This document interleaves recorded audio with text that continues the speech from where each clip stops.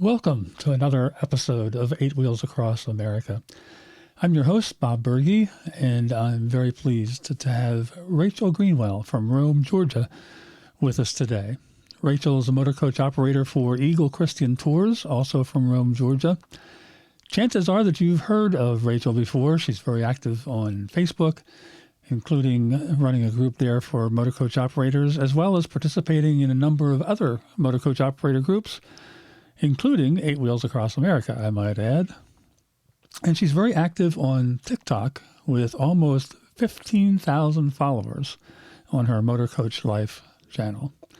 We'll talk about all this and some more over the next few minutes. Welcome, Rachel. Great to have you here. Hi, Bob. This is going to be fun. It's great to see you. We have never met in person. We've chatted online quite a few times, but we've never met in person. I thought I was going to meet you just a few days ago in New York City. I was parked on 44th Street, and two Eagle Christian Tours coaches pulled up right beside me. And I jumped out of my coach, and here's a guy getting out of the first one.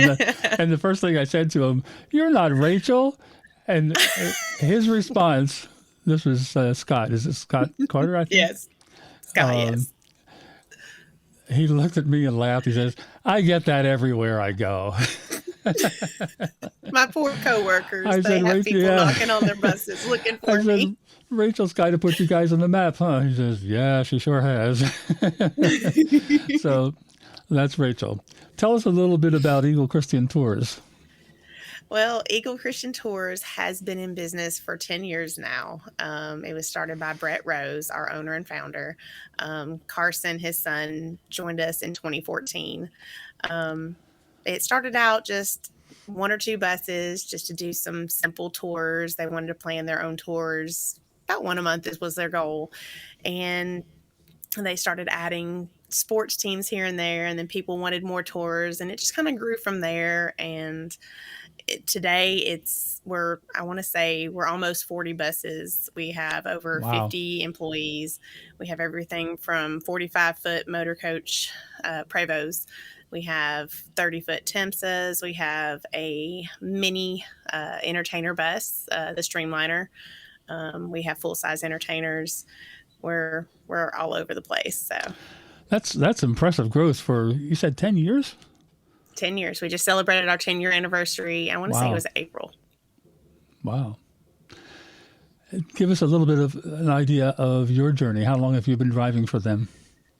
I have been with them for 3 years now. I just celebrated 3 years in March. Okay. I've had my CDL for almost 9 years now. I started driving school buses. I drove 7 years with the county here in Rome, Georgia. And I knew several people that worked at Eagle Christian Tours. And I just loved my job so much at the county and the kids that I drove with. It just took me forever just to finally talk myself into going over. And I finally did, and I absolutely love it. It's been amazing.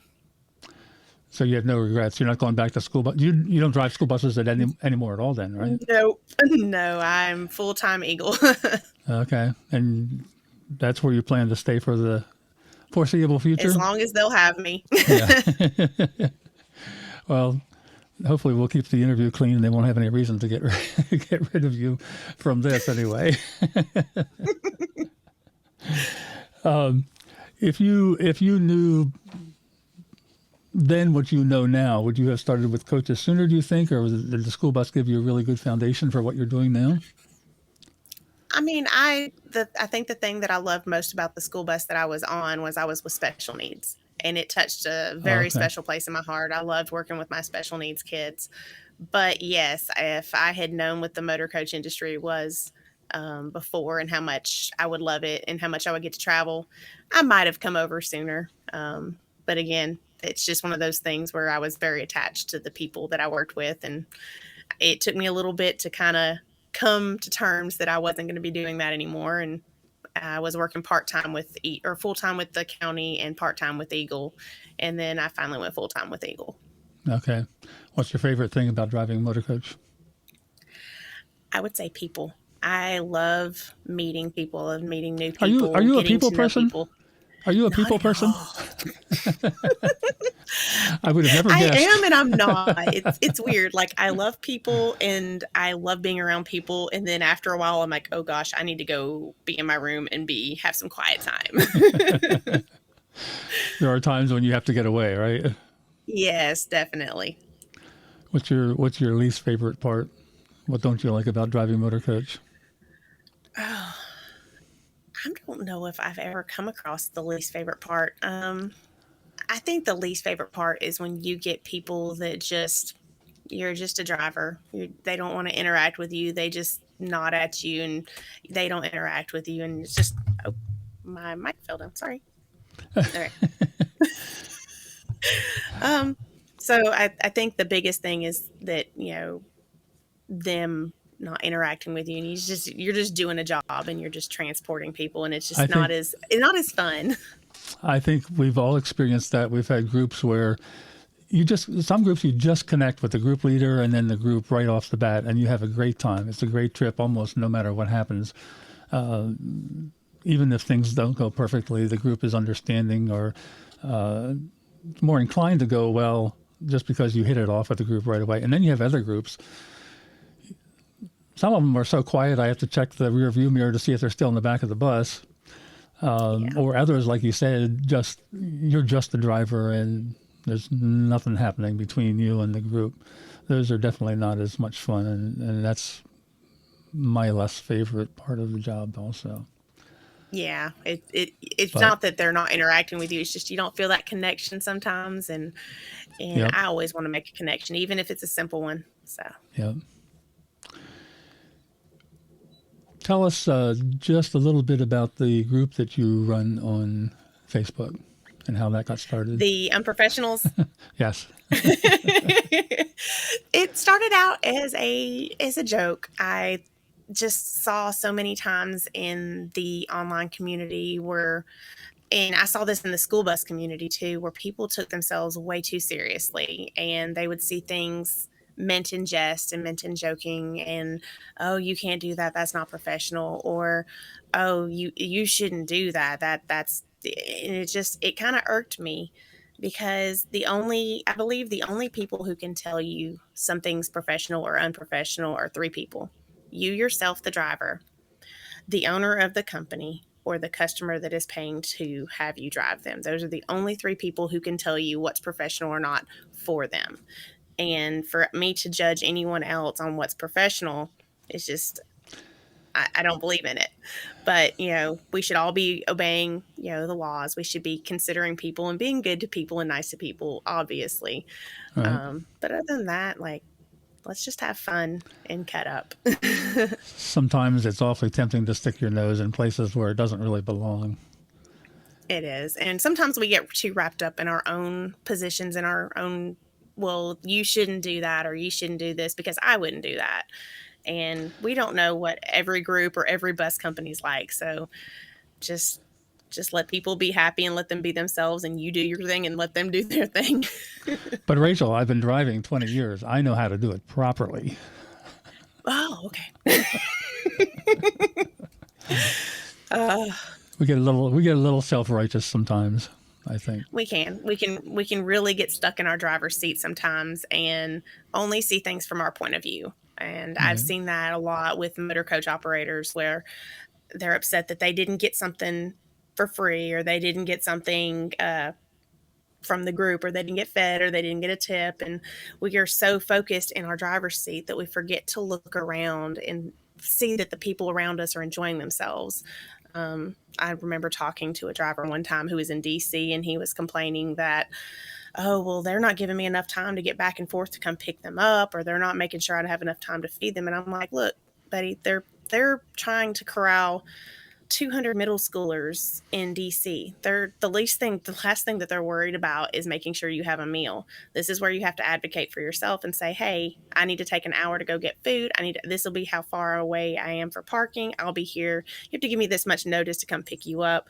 We have to really kind of look at the bigger picture and not just from our driver's seat, and just kind of see the bigger picture and not be so focused on what affects us. but like the trip in its entirety, and you'll be a lot happier. That's well said. Yeah, no question about it. We have to spend a little bit of time talking about your TikTok videos. How did I love that get making those. started? Well, it's pretty obvious for anyone who has watched them. We're gonna look at one or two of them here in a minute. But how did you get started with TikTok? How long have you been doing TikToks? I didn't realize until I started doing some more research for this interview how many you've done. I've seen a number of them that you've posted online, but I haven't seen anywhere near all of them. How many? Do you know how many you've done? I honestly have no idea how many I've posted. I want to say it's 200 or 300, but I remember joining TikTok in about 2018 or 2019, and my daughter had downloaded it, and I didn't want to be one of those sideline parents that didn't know what their kids were doing. So I downloaded the app, and I was like, hey, I think I can make content on here. And so it started out with school bus things, just here and there, little fun personal things. And when I started getting into the motor coach industry, it kind of like I started finding humor in what I did every day and seeing TikTok trends and songs and things that would be relatable to what I do every day. And I just started posting videos. And I didn't even think it would be a big deal. And I just did it for me and to have fun. And I was driving home from a trip one day, and my boss calls me up, and I'm like, uh-oh. Okay. So I answered the phone, and he's like, "Hi, Rachel. So I noticed you've been making TikTok videos about the motor coach industry." And I'm just like, oh gosh, I'm done now. I'm going to have to delete my account or I'm going to get fired. Oh gosh, what is it? And he had went to the UMA convention in California, and he had people approaching him all the way across the country, recognizing Eagle Christian Tours that was on his shirt, saying, "Hey, I know that company. That's Rachel's company." And he's just like, "Yep, it's Rachel's company." And he called me to let me know that he was proud of me and to keep up the good work. And I was like, whew. Oh, that's great. And it ended up, I got to go with the company to the last UMA convention because of that, and just be part of the press coverage on it. It was exciting. So Yeah, it's that's great. really kind of just snowballed and grown in the last couple of years. Two things here. I don't want to forget to mention. We didn't specifically say the name of your Facebook group. It's quote unquote Unprofessionals. Professionals, motor coach operators. Unprofessional. Professional, yeah. Unprofessional motor coach operators. Professional motor coach operators with unprofessional in quotes. Yes, because we're unprofessional at times. Right. And back to the TikTok, your TikTok channel, that's Motorcoach Life at Motorcoach Life. Motorcoach Life. Right. Yes. We'll put links down below the video. This will be on YouTube. We'll put links underneath the video for all of those also. I'll give you hopefully a couple more followers, perhaps. I know you need some more. Do you have a goal now that it's gotten so big? Do you have a goal as to how many followers you'd love to have? What kind of feedback do you get from your followers? I'm not sure if I have a goal. I'm just here doing it for fun. So I feel like if you make it too serious or make it too, like you set too many goals on yourself, you kind of lose the focus of what it was to begin with. And so as long as I'm having fun with it and I'm still doing what I'm doing, I'm happy. But the more people that follow me, the more people that get to see what the motor coach industry is like, simply from a passenger perspective, people that ride around on the road with us, people who might be interested in joining the industry. The main thing that I want to bring away from this is just teaching people that this is a fun industry to be in, and either to be around or to join. You certainly make it look like fun. But you're also one of the things that I also really like about your TikTok videos is that you're able to pick out some of the negatives of the motor coach life and turn it kind of around into a joke, or at least make fun of it. The one of the guy in the bathroom not sitting down. That's a touchy subject. How do you do that? But the way you did it is really funny. Yeah, I like and taking anything negative and just spinning it around, make fun of it. spin is the right word, because you know how to spin just about anything into something that's either funny or positive, which is pretty cool. If you for those of our viewers, if you haven't seen some of her TikTok videos, you have to check out her channel. Some of it's pretty hilarious, and some of it's just plain useful. Let's. I want to switch here to a different view. We're actually going to look at just parts of a couple of your TikToks here.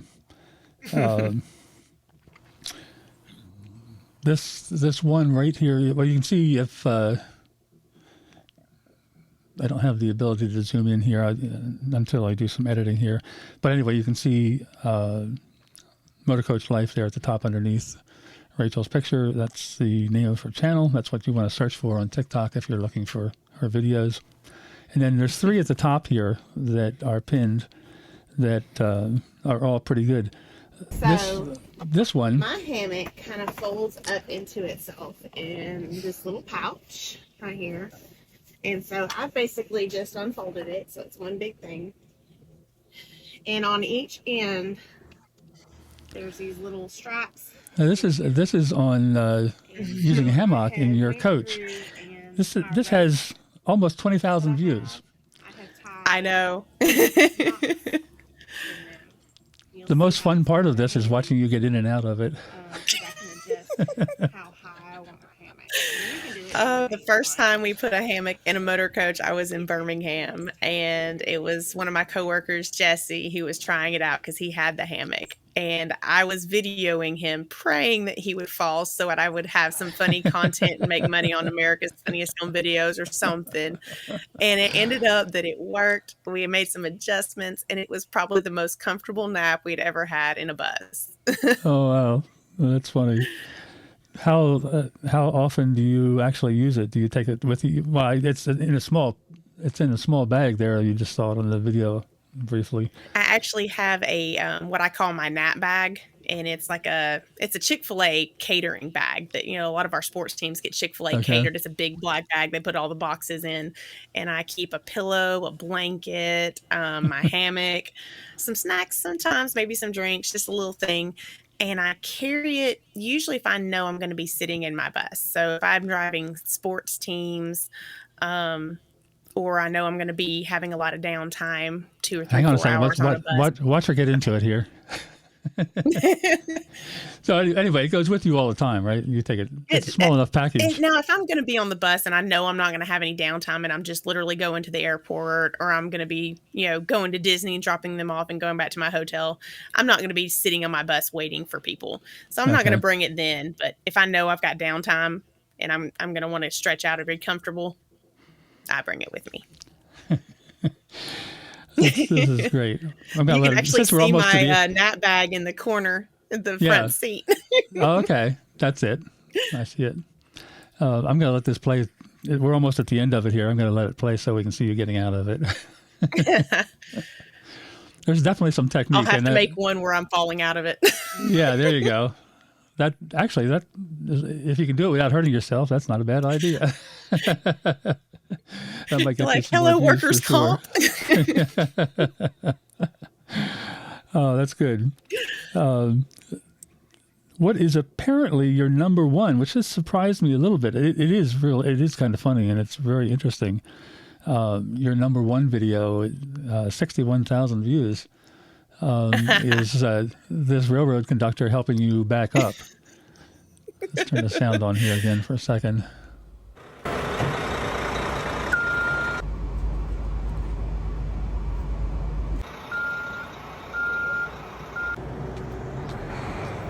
The hat.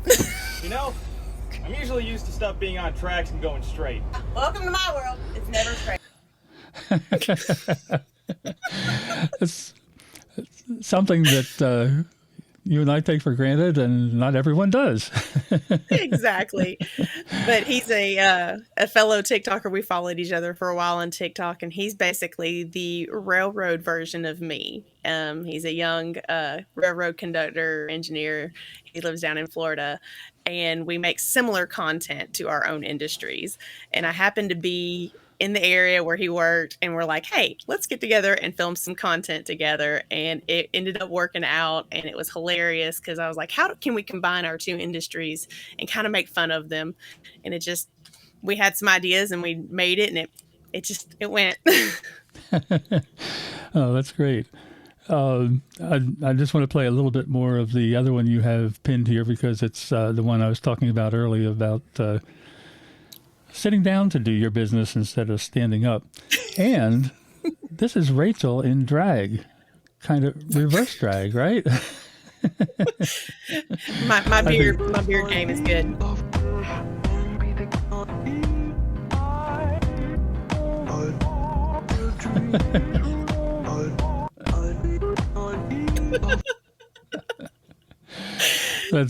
That's pretty funny. Yeah, I had a water bottle and I poked a hole in it and I was just spraying it all around. I wasn't going to ask any details. I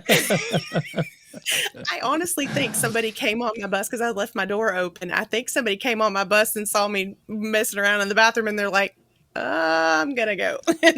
And I went out and I didn't see anybody. So I was like, oops. I forget now where I saw it, but I think I saw you in the beard makeup before somewhere too. Do you have another video with that somewhere? So it's further down, but I've done it anytime. Like I try to portray a male character, I always do the filter with the beard. Is that done with the filter? Yep, it's a filter on Snapchat. It's a beard filter. Okay. Now, I do have on my Amazon wish list cart, I have some like wigs. I was going to get some old lady wigs and some man wigs and some fake beard and goatees and mustaches. So I want to get a little extra with it. But right now, I'm just using filters. That's amazing. I don't know enough about TikTok. I have a subscription to TikTok. I have the app on my phone. I've never made a TikTok video before. Maybe I should think about that, huh? I will teach you everything I know. Look, I'm just scrolling down through the list of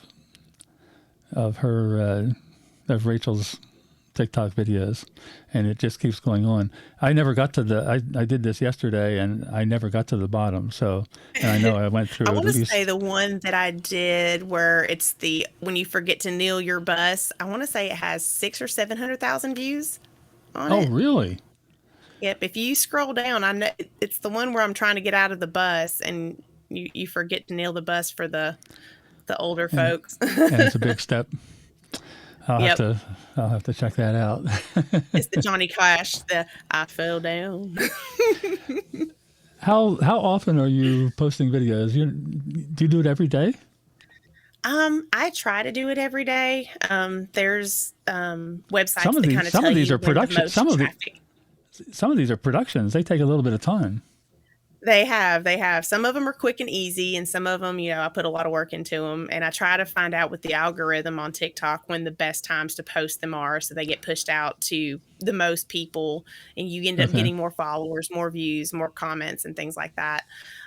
So there's some times where, though, I'm not feeling as creative, and I kind of take a mental break, and I kind of just slow down a little bit, and I won't post as much. I'll post a little bit here and there, but when it stops getting fun, I kind of try to calm it down a little bit and not force myself to do it because I don't ever want to get burnt out with it. Right. But it's when I get ideas, sometimes I'm just on it. I'm not. This is showing my ignorance about TikTok a little bit. I know it can be monetized, and I know you can earn some income from it. And I know some of our viewers will be curious to know whether that's one of your goals. Are you already a millionaire from this? Millionaire? No. Maybe a hundredaire, maybe. But yes, I am on the creator fund, and I do. If I go live, I can get tips and donations. If I can get up to 100,000 followers, I do believe there's a way for I can gain more money from it. But I do make a little bit here and there every day, depending on how many interactions and comments and clicks and things like that I get. Yeah, I'm not asking you for any numbers. I'm just curious. When I found out how many videos you have online, I figured you must have some return from it, at least a little bit. At least it covers the cost of some of your materials that you use for the TikTok videos. That's really cool. I've learned something new about TikTok today, as I'm sure some of our viewers have too. I'm going to be. I didn't realize until yesterday that I wasn't actually subscribed to your channel. I was seeing the ones that you post something about on. I know. I'm sorry. I was seeing the ones that you post about on the Facebook groups. Usually, I would almost always look at them, but you don't always post online about them. There's some that I actually don't post on Facebook. Like I try to let TikTok have first dibs when it comes to my content, because that was the one that I first started with. But I do know a lot of our Motor Coach subscribers and people that work in the industry are going to be on Facebook and Instagram. So I do move them over there a little slower.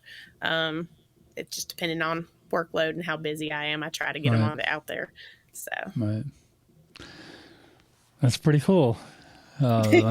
I'm definitely impressed. Thank you. I get the best ideas when I'm driving. I'm just sitting there driving down the road, and I'll think of something. That's when I get the ideas for some of the stuff that I do. When I first started driving, my career before I started driving was in the printing industry, and I was very active in organizing other print shops also. And I had a website and email chat groups for that for a while. When I started driving, I wanted to start a website for drivers, and one of the keys to whether or not it works or not, at least to some degree, is the domain name. And I was trying to think, this was 20 years ago now, I was trying to think of a domain name that might still be available. Even 20 years ago, most of the good names were gone. But one day it just came to me. My coach has 8 wheels. Although you'd be surprised when I was trying to think of my name, I also thought of 8 wheels. Like I didn't even realize your name was 8 wheels, but that was one of the possibilities instead of Motorcoach Life. Sorry, I got it first. But it ended up being. I ended up thinking Motorcoach Life was simple and to the point, and that's why I chose it. Yeah, I think it's good. It is. It's very appropriate for what you're doing with the TikTok videos for sure. Thank you. Yeah, definitely. Something else I was heading for that, and I lost my train of thought there for just a bit. One of the things I told you we might talk about just a little bit is how you're driving full time, correct? Yes, I'm signed up for the 200 Club, which is a minimum of 200 days a year. But, sometimes we work more than that. Right. How you balance driving full time with family. You still have some family at home, right? Oh, yeah. My daughter is 18, so she's not a young kid that needs a lot of attention. She's self-sufficient. She's old enough to tell you what to do now, right? She already knows everything. She tries. But, I've been married for 19 years now, and my daughter's 18. So it's not like I've got a young family, new husband at home. So when I do have time at home, like no matter how tired I am, like my time is their time. If I'm dragging and I'm tired and my daughter wants to go get Indian food 100 down in Atlanta somewhere about an hour and a half away, I'm like, let's go. If she wants to go get boba tea somewhere, I'm like, let's go shopping. Yeah. Let's go. I may be dragging, but I try to prioritize them. You've said a couple things that make it sound like you're a good mom or a good parent, I should say. Yeah. Yeah. That's really important, because at the end, that's what's left. That's good. And it's a challenge for, especially for drivers with real young children. I don't know how some of them do it and keep it balanced, but I guess we find a way to do what we have to do, right? I didn't start till my kids were adults before I started driving. Which definitely makes it a lot easier. I know one of our drivers, the way he has a son that's probably, I want to say 9 or 10 years old. And he's just kind of cut back on how many multi-day trips that he's doing. So he tries to keep his to like day trips or 1 or 2 day trips. So that way he's That's home every night with his family. So that's often a good compromise. At least you have some. They don't forget who you are exactly. that way. One of the other things I'm trying to figure out or think how to word this carefully. Do you ever have a passenger or a group leader or someone who will come up to you and ask where the driver is? Implying that you're either too young or you're not a man. Is that an issue at all in your experience? It has been, because I've had like senior groups, and I think anybody under the age of 40 looks 20 to most seniors. No matter how old you are, you look like a kid. And I pull up and I get Thanks, out, because I and they I just thought you looked like a kid. and they'll be like, "Are you our driver?" And I'm like, "No, I'm just here to be the hostess or something like that." And they're like, "Where's the?" And I'm like, "Yes, I'm your driver." And they kind of look at me like, I don't know if I want her as my driver. And they kind of give me this little side eye, like, Well, eh. I've seen people do that to female drivers, or even young male drivers, although that's not as common. But Yep. yeah, that's unfortunate. And I'll have men come up to me and they'll be like, "Hey, you were okay for a woman driver." And I'm like, "Thanks." That's I wouldn't blame you for not saying thanks in that case, because that's not appropriate, really. I know. But it's funny because after they get off the bus and they see my skill level and they see the smoothness of my driving and the attention to detail that I've given, I often get apologies. I'm sorry, I didn't even you are the most amazing driver we've ever had. We want you for next year. I get request after request. My poor dispatch at the office, they're like, "Will you quit getting these people that request you?" I'm like, "I'm sorry." I'll tell you what, you have fun with your groups, and the groups that have requested me in the past are the ones that I've had the most fun with. That makes a big difference. And you mentioned about driving smoothly, how you handle the coach. That makes a huge impression on groups too, no matter who you are, and encourages them. I just had a sports team a couple of weeks ago. I had a rather embarrassing incident the first time I drove them. I tried to drop them off at a different college at the end of the day. Fortunately, it happened to be one we were just going past, and it's one that I do a lot of work for. And I was just in automatic mode, and the addresses were very similar, and so it became a big joke. They handled it really well, and it was humorous. And I just drove for them again this past week, and so we were joking, which school do you want to be dropped off at tonight? I love when you get inside jokes with these groups, when you drive them over and over again, and they start to become it makes family. a big difference. But one of the first things they said, one of the assistant coaches said, "Bob, the most important thing, you get us home safely. I don't care which one you go to first." just get us back to our college eventually and get us there safely. Yeah. As long as you get us home, we're good. Right. So,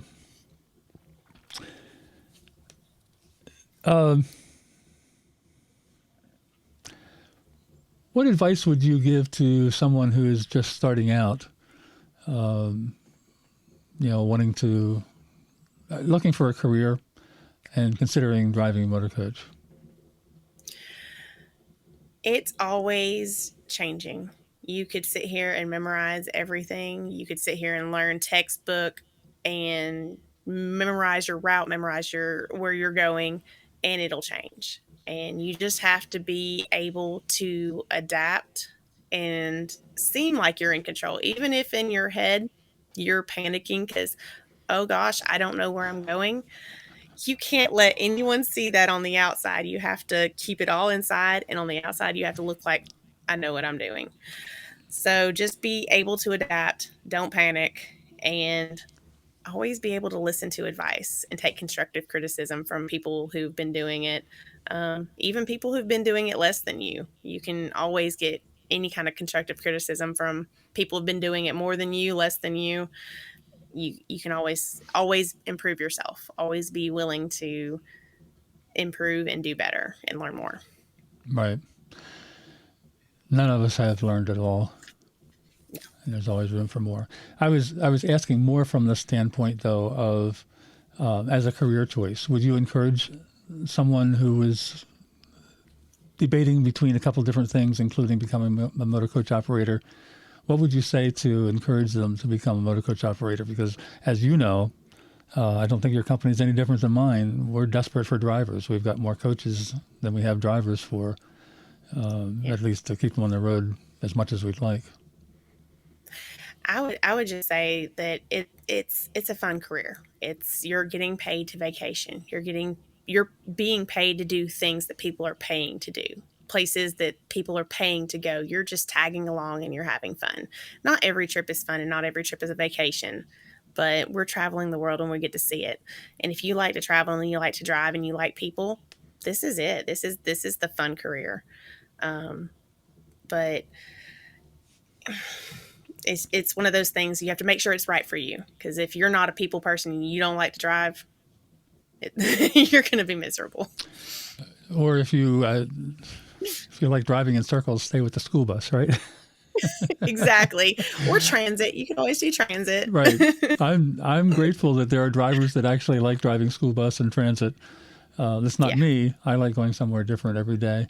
And the charter bus is perfect for me. I'm not scared to go somewhere I haven't been before. In fact, I kind of prefer almost to go somewhere I haven't been before.